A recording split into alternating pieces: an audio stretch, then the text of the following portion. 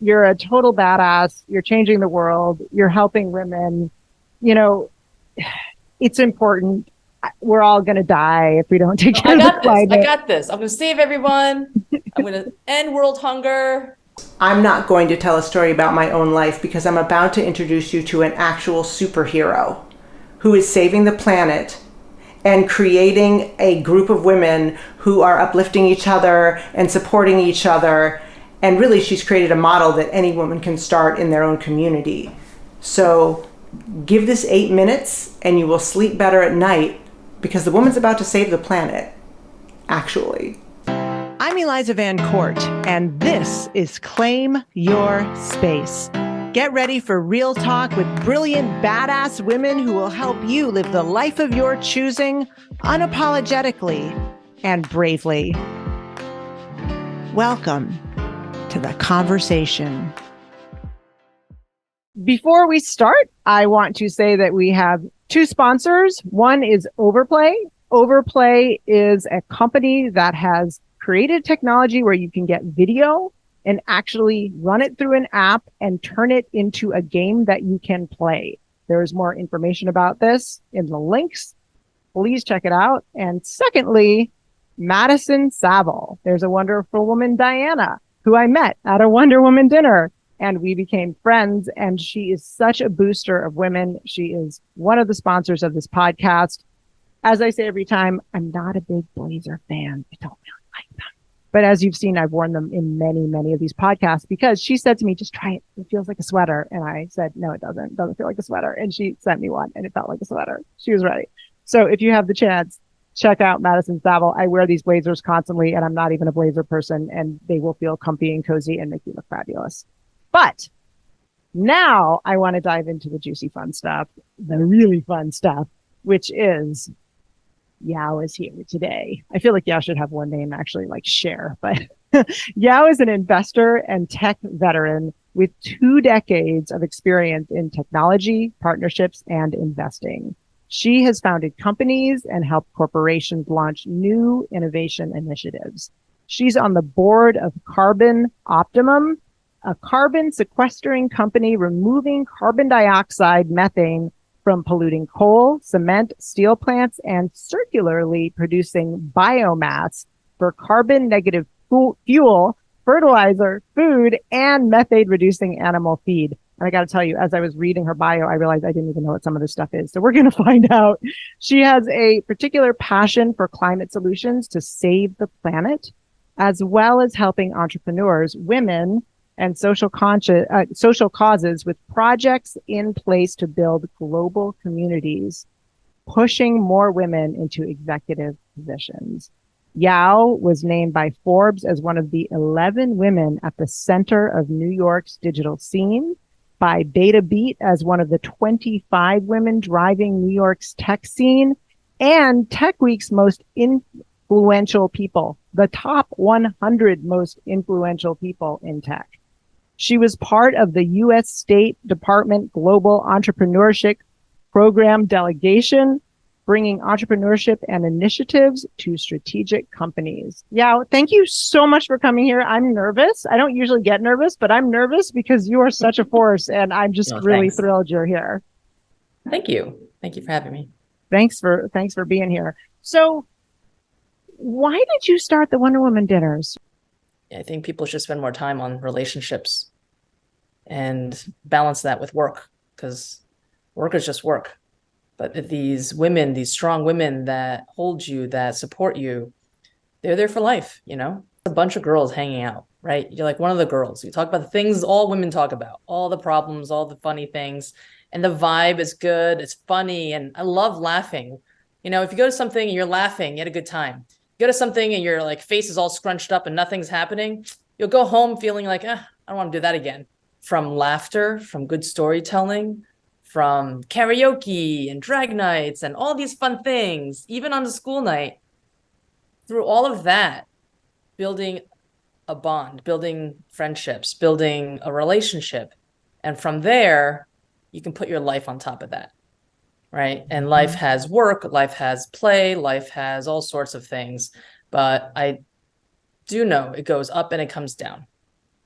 And there's one thing I told a lot of people during the pandemic, which is pandemic locked your Rolodex. So whatever you had going in is all you got. So if you didn't make any friends and then you lost your job, you're gonna have a hard time. But if you had lots of friends and you put time and effort into maintaining those relationships, and then it got locked down and you lost your job, you start calling people. After the pandemic, I lost all my work right when it started, all my work, because I'm a speaker. And I was so terrified. I thought that I wasn't going to make it. I thought I was going to lose my home. And I put a call out to my network and my community. And within a week and a half, I'd gotten a Patreon going, and I had so many small donations that I had enough to keep me going until the remote work started. And it was one of the most beautiful and moving experiences of my life. And I'd been a teacher for so long, and I never thought anything would come back to me in a monetary way. And I never expected it to, but wow, did my students and my community come out. And I really do believe that if you go into things with the idea that you just really want to forge connection and build people up and support each other in this life that actually can suck heavily at times, you're really going to do much better than if you're in it for mercenary reasons. I completely agree. Yeah, I've lived a life believing in karma, and it's served me well. So your other passion is the environment, which is really interesting for me because my daughter is really into this stuff. And we can maybe talk about that in a little bit, but what exactly are you doing with that? And why should, I mean, you're going to say, of course we should, but there are people listening to this who aren't in that space at all. Why? And there's so much disinformation. So why should people care about the environment? I'll give you my long version of the story since we have time here. Okay. I've been in tech for over 2 decades. So I entered tech at the beginning of the internet when Amazon wasn't around, Facebook wasn't around. So you can build anything. You're now innovator, you're changing the world, all that stuff. And now, after everything's almost been built, like you're not going to build another Uber, you're not going to build another like a lot of things, it's harder now, right? Because it's all kind of done. And so it was the pandemic times again, right? And I just felt like, oh, tech is a little boring, frankly. And I had a lot of time to read. I was reading Bill Gates' book on climate. It looked like a good book. And I know there's climate change, and I was like, oh, there's nothing I can do about it. The big boys have got this. All our leaders and governments, they got this. They signed the Paris Agreement. They got this, right? And even if they don't, I'll be dead by the time this whole thing blows in, right? Like when we're melting and all whatever, right? So I'll be dead. I don't have to worry about this. This is like kiddie problems. And then I read his book, and maybe I was just like not paying attention, but I read his book. I was like, oh shit. A, they don't got this, right? And then B, I'm gonna suffer. Yeah. Yeah, it's our time. It's coming around the corner, like in 6 years. So I was like, oh, this is gonna change everything, right? Yeah. Because the really rich people, they don't care. When a bottle of water is $1,000 a bottle, they got plenty of money, but everyone's gonna suffer. Okay. Right. So I was like, all right, and that book was really good. It gave me a lot of stats, and I was like, oh shit, this problem is big, and I just couldn't put my hand around it. And I was like, okay, if I have resources and I'm going to be in this hot mess, you know what? I'm going to at least take a shot at fixing it, addressing it. So at least I tried something rather than sit around and watch TV, right? And so I was like, all right, get the lay of the land. It is I've worked in healthcare, tech, finance, venture, climate. The environment is the hardest vertical sector to touch because you kind of have to understand science from chemistry and biology, sometimes physics if you're doing energy, to finance, and you have to do creative financing. This is not a straightforward tech play of get some seed money, get some venture. It's not. This is complicated. The scale is completely different, right? It's not hundreds of thousands or millions of dollars. This is billions and trillions of dollars. It's not like 6 months to MVP and a couple of years to exit. This is decades. The scale and the whole problem set's different. It's every country, right? And the biggest polluters are US and China, right? And they're not playing nice right now. So it's like, oh, you have all these geopolitical problems. You've got just everyone trying it to like in it for themselves, right? And so I spent a lot of time learning and reading books, talking to experts, taking classes while I was looking for different kinds of solutions. And frankly, because I come from tech, initially I saw a lot of solutions that honestly not going to do anything. We don't need another analytics platform. We don't need another marketplace. That's not the problem is CO2 and greenhouse gases. That's got to go. So unless you have something that's going to remove that, you're not helping, right? Not really, right? So we're looking and looking and looking, and it's hard. A lot of things aren't ready. They're too early. The leaders won't get us there. They don't have enough money. They don't know how to raise. I can't handhold you through every step. It's too exhausting. Anyways, long story short, after 2 years of hunting and learning and researching, I found it. And I spent 8 years diligencing it. It's a company, and they just asked me to join the board last year. And they're amazing. And I'm learning so much, and it's the momentum on it's huge. So it's called Carbon Optimum. It sucks up CO2 using algae, big vats of algae, and disappears it, permanently removes the CO2. And we know exactly where the pollution is happening. You can see it, right? It's the coal factory. It's the cement factory. It's the steel factory. It's the oil and gas factory. All those big things. Unfortunately, we need them because it produces energy. If you want to, this whole thing, laptop setup we got going on runs electricity, which comes from coal.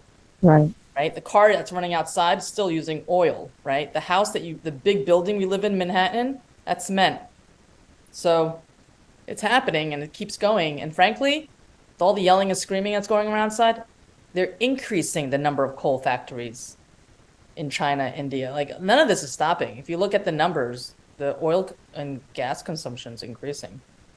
So we need to transition off to renewables, but until then, we can't just turn off the sources of energy, but we can make it clean. So if you want to burn coal, let's remove the gases and make it circular if you can. So what this company does is just sucks it out. And it turns it into fuel for algae. The algae eats it up, and now we're growing algae. I'm a farmer, right?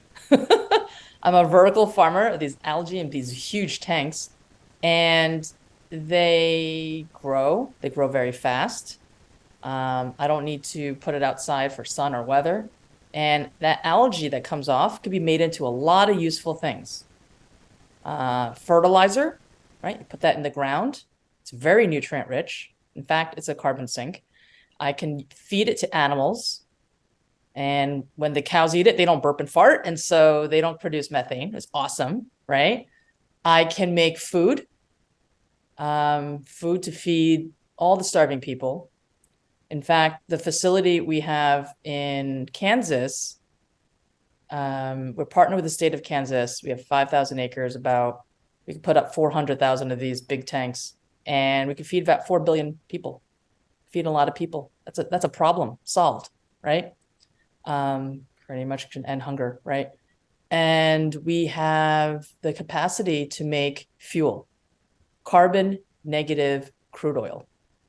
We could use it to power airplanes, cars, same way, nothing changes. I just give it to you, and it comes out every day. So, okay, super fascinating. And the facility there has enough to produce enough oil for half the US consumption. Okay, I'm very confused. Is this technology now? Yes, now. It is something that is actually happening. It is a viable technology right now. State of Kansas is using Kansas. Why are we not? What is happening there? Why is this not everywhere then? Because we haven't done any PR marketing. We're scientists. We're working on money. I don't have time for that. And frankly, it doesn't matter if everyone knows right now. We'll get there. It's not on the high priority list. I talk about it to like the financiers. And frankly, we made it really inexpensive. Anyone who's like fearful of climate, whatever, I'll get you dibs on a silo. It's not expensive. You help fund a silo, CO2 goes away. We had to put up so many silos. So millions. We need millions and millions of silos. yeah, how much do we need to do to make sure that we don't all die of heat? And About 140 million of these. I need a lot of silos. a lot. How many do we have so far? 700, Oh, which is a shit. lot already. It's a lot already. We have enough to supply a lot of the airplanes. Wow. So, but in all seriousness, is the plan to try to, you said, we have 7 years. Is the plan to try to get this everywhere in 7 years? That's the plan? Yeah. Yeah, that's the plan. Wow. I need $11 trillion. You need $11 trillion. Yeah, I'm working on it. I got this. You can go to bed. I got this. This I feel better already. Yeah, no, I got this. This is just give me a year and everyone will know. Wow. Yeah. Well, should people be investing in this? Absolutely. Okay. It's a good deal. I'll give you a 300% ROI, no taxes. All right, there we go. Done. Thank you. I'm good to go. Retirement done. No, seriously, that's actually why this is going well, right? So we package an offering that is very lucrative for folks. They don't even care about environment, some of these people. They just want the return. Like, I'll 3x your money. So can the public invest in this? It's not public crowdsourced or anything like that, is it? No, you have to call me. You have to know me. Don't have people going to be calling you. Yeah, but just call me if they're interested. Eventually, we'll turn it into something that is probably more scalable. But right now, it's just funds, it's banks, it's those with the money. It's not even a lot, and just selling silos. That's amazing. Well, that does give me hope. Do you feel hopeful? Very. I really think I got this. So I'm maybe talking. I believe you. I mean, if most people say I'm going to be honest, like, yeah, I hate it when people say I'm going to be honest because I always think they do lie the rest of the time. But I will say that if anyone else said I got this, I would think that maybe they needed to go back on their medicine because, my mom, who's paranoid schizophrenic, used to think she was solving all the things also. But you saying it, I feel like I can sleep better knowing you're on this. No, I can't announce some of the things that are happening, but there's a series of things happening this year. From world leaders to celebrities to major conferences. Everyone's going to know. There's going to be a line out the door of countries that are going to want this. And it changes everything. It changes the whole food system, energy. And because we're private, we can make decisions that benefit people. We can pay people well, and it's not all about profit. So we were talking earlier and I was saying how, and my daughter will not mind me saying this at all because she'll just be like, well, I have a rebuttal for that. but we were talking about how my daughter does a lot of activism around the environment. And you were saying, I don't think that's where it's at.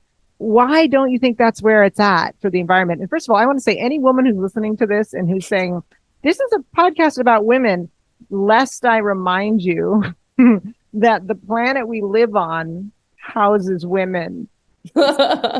So this is our issue because, being able to survive and breathe air in the home you live in is everyone's issue. But anyway, why do you think that is not? Why don't you think activism is the she's way to go? My daughter's gotten her, she's definitely out there doing the thing. I mean, I'll touch on this lightly. I don't really want to create a whole thing about it, but it's one thing to say things once, but if you're repeating yourself and nothing's happening, try a new tactic. All right. So yes, the leaders know this is a problem. Shaming them and making them feel guilty when they don't know what else to do. They're not scientists. I deal with these leaders all the time. They don't know the science. Okay. The scientists don't know how to get the money. The money guys don't know how to build the thing. Like everyone actually has to work together. Okay. But everyone's greedy and selfish. So that's a problem. Right. And so yelling at these people, if you want to help these three groups get together. It's like yelling at your kid who doesn't know how to do math. Why are you so stupid? Like that is not helpful. You need to help your child learn math. So maybe get a tutor, maybe work on it with, you know what I mean? Like as a mother, if you were to yell at your kid, why are you so stupid every single day for the next 4 years of high school? It's going to traumatize the kid, right? You know, as a mother, not to do that, right? Yeah, these leaders are adults, but they really don't know. This is I had to study hard just to figure this out. And not even the super expert. I haven't been at it for 20 years in just biology or just chemistry or just environmental sciences. This is hard problem, right? And unfortunately, we can't just turn off the coal factory, which Europe is mandating to do. If you hold pollution producing facilities, you're going to have to shut them down if you cannot remove the CO2. It's their regulation, which is fine. Great. It's one way to get around it. But then wait till you have no electricity. Right. Right. Any solution takes years to get turned on. Right. And so I think more solution is needed. Okay. It's not about finger pointing or blaming. It's all right, great, we did this. Okay, we're like infants on the progression of human, right? Like 1,000 years later, our future, children will look back at us and like, look at these cavemen using fossil fuels as energy when they're so much more advanced, right? We're like little infants, right? We did it all wrong, and now we're trying to fix it. So help fix it, right? And how frankly, can people help fix it who don't have access? Money. It's money. I'm telling you, it's money. The scientists have figured it all out. Okay. We have the science to fix everything. Okay. We need money, a lot of money for all the different kinds of things. So how can everyday people who don't have money help? Is there any way? Can they vote? I mean, is there any? Use your money to not spend it on things that are polluting, right? Use your money on things that are more helpful, or invest into these kind of things. There's different ranges, but the money is the thing that votes. Mm-hmm. Yeah, that is that. I mean, I've noticed that as I've gotten more into the world of venture capital and meeting all of these people and the decisions that are made. It was a mind blow when I realized, oh, men are making all the decision about what companies get funded, like in just disproportionately men. And that's why a lot of the products we have are not really for us. And I never really made that connection until probably 7 years ago. And that's when I thought, oh yeah, I will say that I grew up in an academic community. I grew up, I'm here right now in Ithaca, New York. I spend part of my time in New York, in NYC, part of the time here in Ithaca. And I will say in the academic circles, money and the desire for money can be considered dirty. And it's a really interesting thing. Being in business is not valued. And it took me a long time to leave this community to realize how much you can affect things simply by having access to capital. But that was a huge mind blow for me.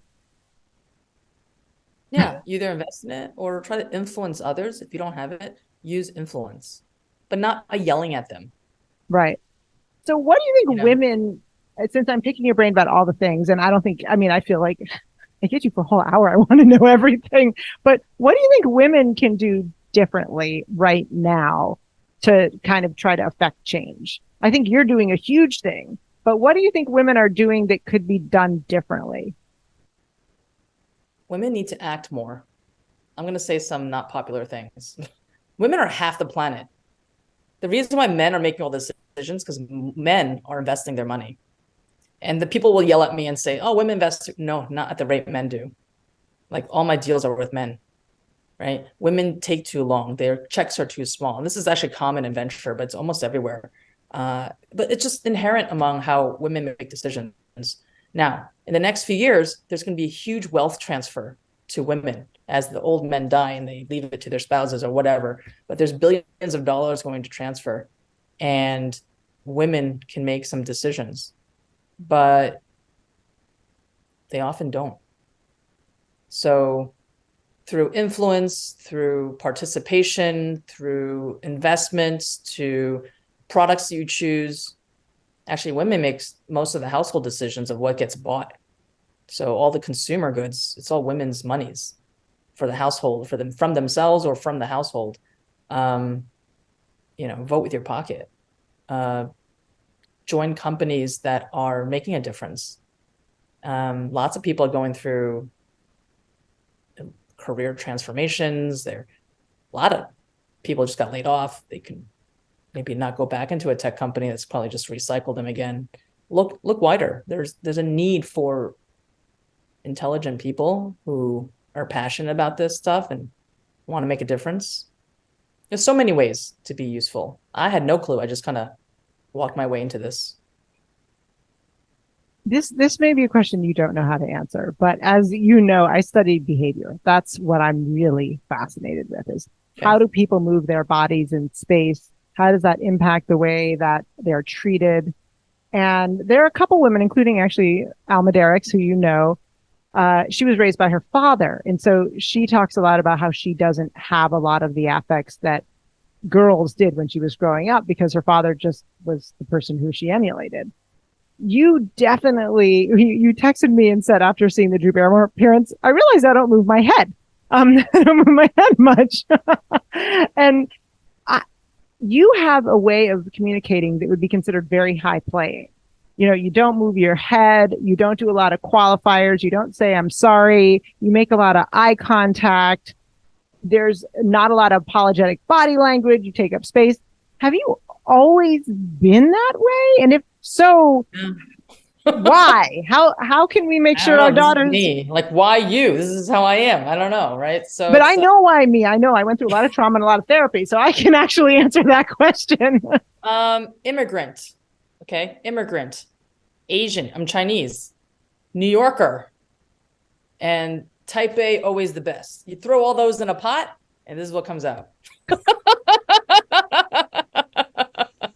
So it wasn't your parents being like, look people in the eye, do these things. It was just you being like, I intend to be a badass. I am a badass. What are you talking about? That's well, you are a badass. I but know I can do things, right? So like when I looked at the climate problem, like, oh, I got to do something. I knew, I didn't know where I was going, but I knew I'll get there, right? And it's a combination of just, I know I'm smart, right?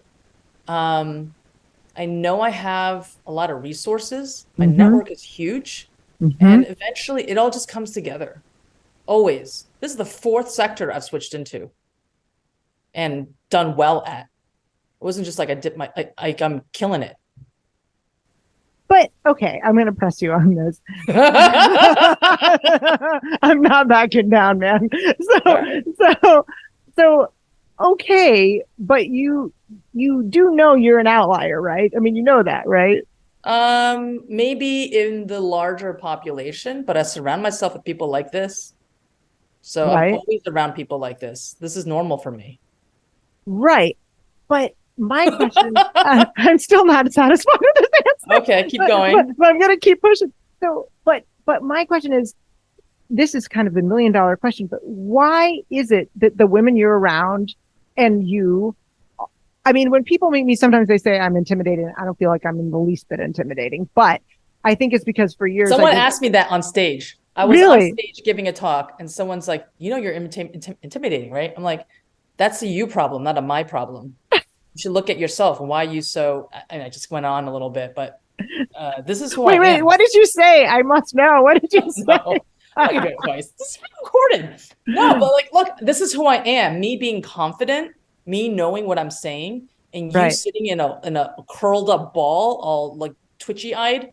That's, and however you feel right now, I'm so far away on stage, answering questions and being funny and basically performing, right? And too much confidence. And this was a room full of Asians who are maybe taught to be meek, who, because of domineering parents, grew up a certain way, whatever, right? They got to work on themselves so that they don't get scared around strong people. They should become those people. As you know, a lot of stuff that happened when I was younger. And for years, my friend Kim Munson-Burke talks about this as your compass being kind of sideways. Your compass is not quite there. And so for years, when I would meet a woman like you, I actually would kind of run. I felt really uncomfortable. And I realized later that it was because I wasn't in my center. So being around centered people scared the crap out of me. The other person, too. Right. I'm funny. Oh, totally. I'm funny. Yeah, it's true, too. I'm not scary. I haven't turned on the scary shit yet. Right. So I used to be. The thing that people find intimidating is that I know who I am. I believe I can make anything happen. And most people in this world, because we all go to therapy, even me, but most people don't know who they are. They're lost. They're afraid. That's most people. Mm-hmm. So for most, they're all searching for this place. Yeah. I'm not faking any of this. My head's not moving because I read a book about it. Everything you see is who I am. And it took a lot of work to get to this place, and it took a lot of time of like learning everything the hard way, step by step. Yeah. And I'm much older than I look. And the wisdom comes from a lot of pain and suffering, right? But I was pretty confident even as a 20-year-old when I first stepped out and started my own company, right? Yeah. I'm in my 50s now also. So and people often think I'm younger. Thank you, Italian genes. But I will say that in my mid 40s to now, when I meet people who are in their center, I'm all in. I want to hang out with that person, but it's a radical contrast. And actually, when I started to sort of find my center, my friend, who's sort of my guru friend, Morpheus person, Yoda, said, what's going to happen is as you get more in your center, you're going to lose people because certain people will be really uncomfortable around you. And I didn't lose a lot of people, but I definitely did lose some. And those were all people that were just really uncomfortable in their skin. Honestly, you're going to rotate through people through your whole life for many different reasons. People change. Like at our age now, we're kind of centered, so we're not changing that much anymore. Right. But people change in their 20s, their 30s. There's change that happens, and people who were around you before, you don't need them anymore. You're no longer the same kind. There's no common ground sometimes, right? And eventually, there's going to be a change where people are just going to die. That's a change, right? So I'll tell you one thing I learned from a mentor of mine. She was one of the first women to do a lot of things, huge network. And when I met her, she kept asking me for introductions. I'm like, I don't understand. You know people in these companies. She's like, no, they all died. So at some point, you need to freshen your Rolodex. And so it's important to always meet new people, meet younger people, learn new things. Got to keep everything fresh. And so these dinners are awesome, right? I meet new people literally every day of the week. And usually at a dinner, I'll find one or two people I like a lot. And I put effort into becoming friends. You're like, am I going to make the Yao Rolodex? Am I Well, going to there's make some the things I can't Yao? say in this recording that I do for fun with other people, lots of people. But yeah, there's yeah, it's good times. Well, I think what you've created is truly extraordinary. And I'm not just blowing smoke up your ass. Like, I think it really is important. And it makes you feel like, okay, we're all in this struggle because it's not easy. I mean, once in a while, I'm like, God, couldn't I have just done something a little simpler? But I don't really want to do that. I want to do something that makes an impact. So, and you're doing that. Well, I want to know from you three things that you think women can do right now to make their own lives better or make the world better. Three concrete things. Because I'll tell you a little story, which you will love. When I was launching my book, a reporter said to me, it was a huge, huge, huge magazine. She said, I'm so thankful to have spoken with you because, and this is a women's journal or women's magazine. She said, if one more so-called expert tells me to tell women to effing journal, she said, I'm going to kill myself. So I've been determined in my work not to say you should journal. Because while journaling is great, I think that there's more to creating change in your own life and other people's lives than just journaling. So beyond journaling, what are three things that women can do right now? I'm solutions and action driven always. So the things that fill my time, the things that I take action with should lead to something. So I said one thing earlier, which is be conscious of where you spend your money. Money is power, whether you have a little bit or a lot. Those with more, think about where you want to invest it. That could lead to some impact and change, right? Mm-hmm. There's lots of organizations, etc. I think most people will find a lot of comfort and a lot of think it'll take them somewhere if they mentor and help others. Even if it's like just, I don't know.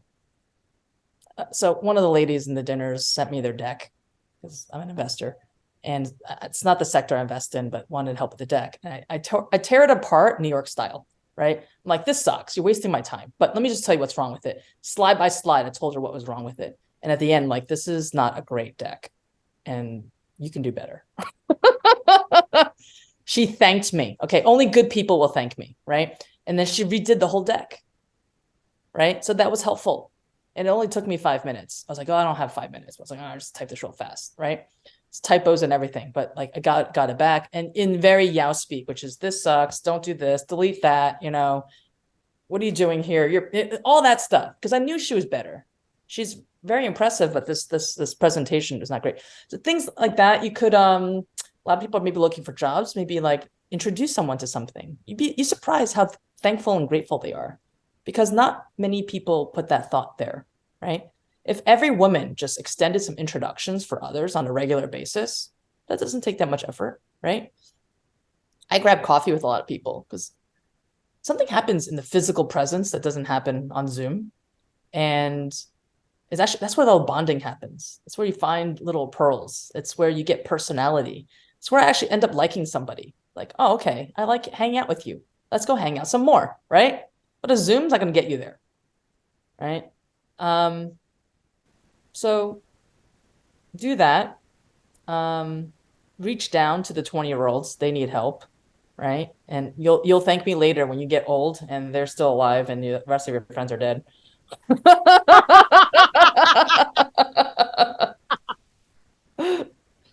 See, I told you it was funny. Why are you scaring me? I'm fine. You're scary as hell to a lot of people. Come on now. But you know what? It's a good kind of scary because it's not our job. Because they're not funny. Most people are not funny. It's also not our job to make everyone else comfortable. No, it's not. Yeah, it's just not. Oh, by the way, I just have to side note. You told me the other day, I hope you get to put on my big boy pants and do X, Y, and Z. And you're like, you need a media kit. And let me tell you, I did a media kit that night. And I'm totally. Good job. I didn't have time to explain. I'm just like, this is wrong. Yeah. You're like, no, this is. Google it. You literally wrote, this is not how we do it. I called Alma and I was like, I really like this woman. So anyway, I have a kick-ass media kit, which you may rip apart, but I am totally going to send it to you because I will be very thankful for any feedback you have. So anyway, thank you for that, because I had to Google media kit, and but I learned a lot that day and I was really appreciative. There's nothing worse. My friend Kim says, people pleasers will kill you and cry over your dead body. And it's so sad that I killed you. It's so hard for me. So I think it's really important. And I don't trust people pleasers, even though I'm a recovering people pleaser. But it took me a long time to get it. I've been this way my whole life. And the people who appreciate it are the ones I have around. It's people that are a little too sensitive. I really don't have time for. I don't have time to add the extras to get the information across. It's just kind of been like shorthanded, Yeah. My friend David Kosak says he doesn't want to take care of people's feelings about their feelings. Yeah. There's a lot of feelings. Well, so those were three things, I believe, that you did just say. You got some stuff there. I think I got some stuff there. Yeah. Thank you so much. Seriously, you're a total badass. You're changing the world. You're helping women. It's important. We're all going to die if we don't take care of the climate. I got this. I'm going to save everyone. I'm going to end world hunger. I'll probably get murdered along the way because no one wants that much change all at once. No, there's an army of women who will protect you. I think we got you. So I think we're good. they better get some guns. Well, if it comes to that, I'm not opposed. We're going to save the climate and the environment. Anyway, Yao, thank you so much. You're a badass. I think you're fantastic. Where should people go to get information or to help any of the things that you're working on? I think LinkedIn has all the links. My name is unique enough you can find me, but carbonoptimum.com. Check it out. Save the planet stuff. Wonder Woman, you're going to have to find me because that's by invitation only. This is not anyone can sign up. Every table is curated. curated in and curated out. So like thoughts put into who I want hanging around each other. And I don't know, I'm on the internet. You can find me very easily. All right. Well, we'll try to get you before you're murdered for changing the world. That's true. That's true.